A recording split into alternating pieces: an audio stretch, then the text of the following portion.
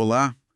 Antes da gente começar a nossa conversa hoje, só um lembrete rapidinho. Se gostar dessa análise, por favor, não esquece de curtir o vídeo, se inscrever no canal, ativar lá o sininho das notificações e também compartilhar com os amigos, na igreja, nos grupos da família. Ajuda bastante a gente a continuar com essas discussões, tá? Hoje, o nosso foco é um texto assim fundamental.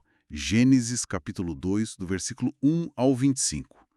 Vamos mergulhar juntos na conclusão da criação, na descrição do Jardim do Éden e, claro, nas origens da humanidade como está apresentado aqui. A ideia é entender os pontos-chave dessa passagem. Então, a narrativa começa de um jeito bem interessante. Logo ali nos versículos 1 a 3 de Gênesis 2, a gente lê que a obra da criação, bom, ela é finalizada. Mas o clímax parece ser o descanso de Deus no sétimo dia. Um dia que é abençoado e santificado. Exato. É muito notável que a conclusão da criação divina, pelo menos segundo o texto, não termina na atividade, sabe? Mas no descanso sagrado.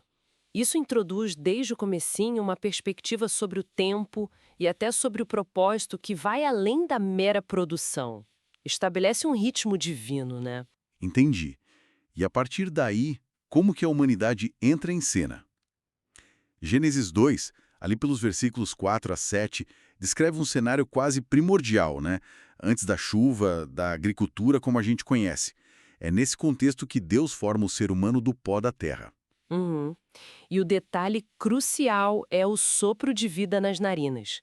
Essa combinação do que é terreno, o pó da terra, com o divino, o sopro, estabelece nessa narrativa específica uma natureza que é intrinsecamente dual para o ser humano. A gente é apresentado como ligado tanto à terra quanto a uma fonte de vida mais transcendente. Faz sentido. Isso nos leva direto para o famoso Jardim do Éden, que começa a ser descrito ali no versículo 8.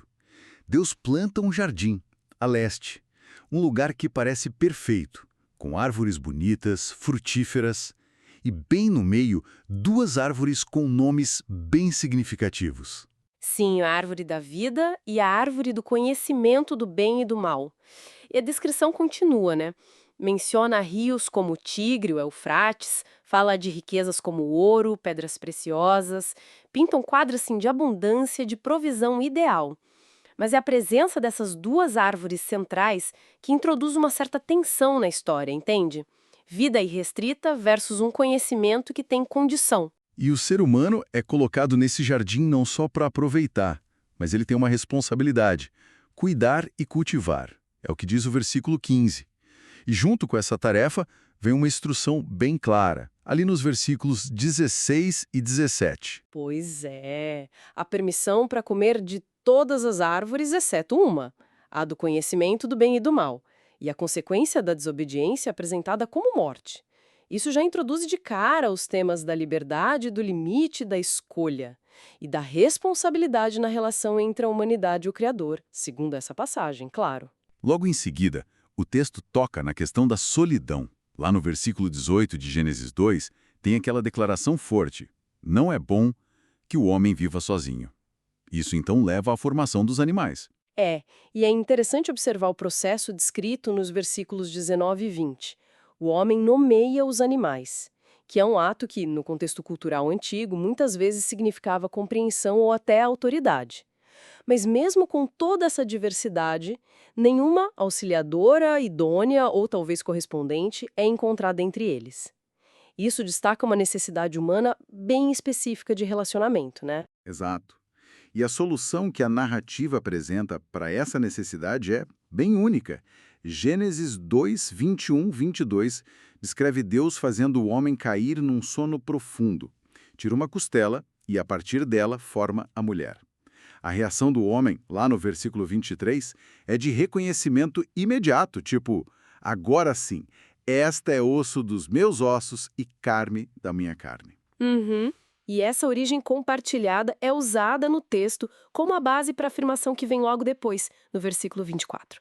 Aquela ideia da união profunda, onde o homem deixa pai e mãe, se une à sua mulher e eles se tornam uma só carne, ou uma só pessoa, dependendo da tradução.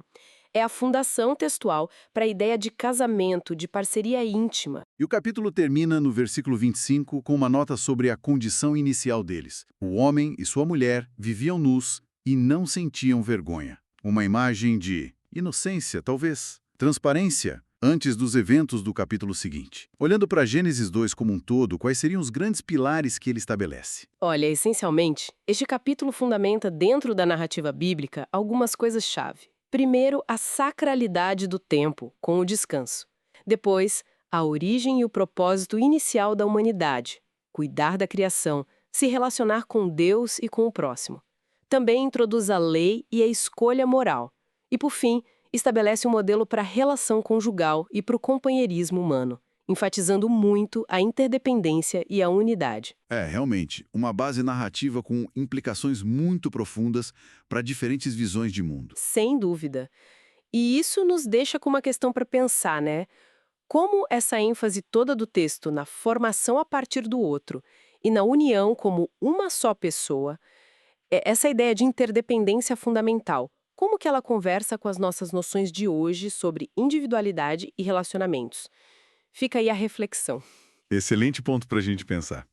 E reforçando o nosso pedido lá do início, se essa conversa aqui foi útil para você, curta o vídeo, se inscreva aqui no canal, ative as notificações para não perder as próximas análises. E, claro, compartilhe com quem possa se interessar. Muito obrigado pela companhia